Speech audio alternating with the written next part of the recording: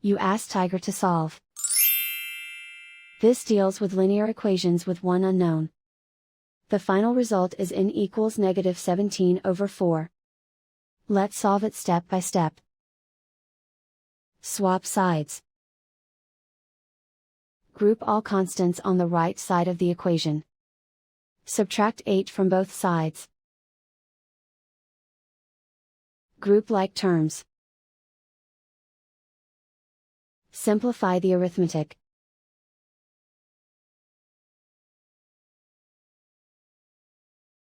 Isolate the n. Divide both sides by -4. Cancel out the negatives. Simplify the fraction. Move the negative sign from the denominator to the numerator. And so the final result is n equals -17/4.